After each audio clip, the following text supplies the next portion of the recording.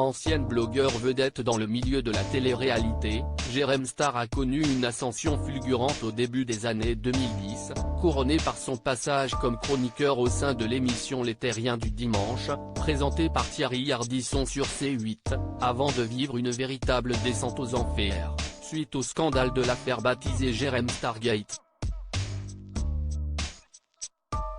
Visé par de nombreuses accusations, qui se sont toutes avérées fausses par la suite, Jérémy Gisclon de son vrai nom fut victime de cyberharcèlement. Le blogueur a ainsi reçu de nombreuses menaces de mort.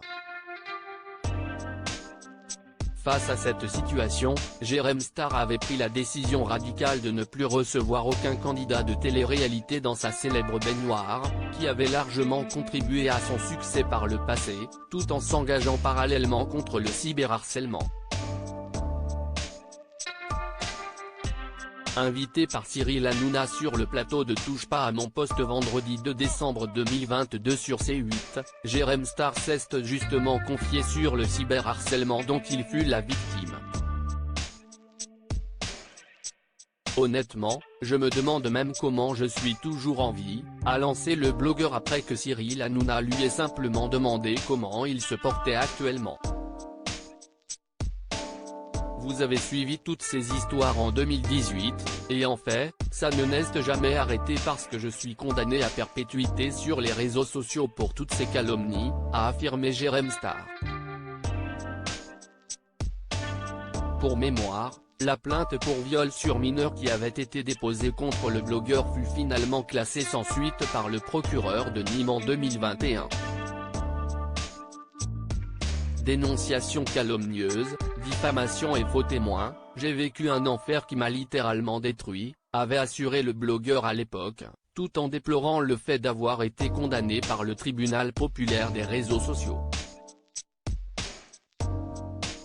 Jérém Stargate, je pense qu'il faut que je me suicide pour que les choses avancent afin d'appuyer ses propos. Jérém Star a lu une lettre de menace qu'il a reçue il y a seulement quelques jours, après avoir reçu des seringues ensanglantées dans sa boîte aux lettres. Petit PD, on va te retrouver et te buter ordure. Fais attention à toi partout sale merde. On ne te lâchera pas. On a vu partout sur internet tout ce qui est dit sur toi. On sait que si est vrai.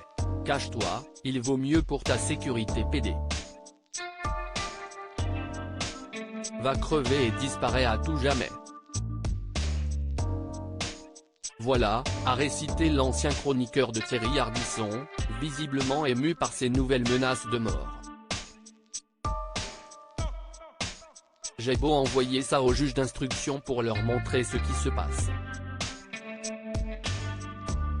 En fait, je pense qu'il faut que je me suicide pour que les choses avancent, a regretté Jérém Star, avant de revenir sur la mort de l'influenceuse Mavachou. Plus tard, le blogueur a indiqué qu'il ne se suicidera pas, en assurant avoir peur de la mort. Au cours de cette même émission, Jérém Star est aussi revenu sur son éviction de C8 à cause du scandale causé par l'affaire du Jérém Stargate. On m'avait dit que je reviendrais. Au final, je ne suis jamais revenu parce qu'on attendait que je sois blanchi. Mais personne n'a compris que je ne serai jamais blanchi, parce que j'ai été poursuivi par personne, a précisé le blogueur.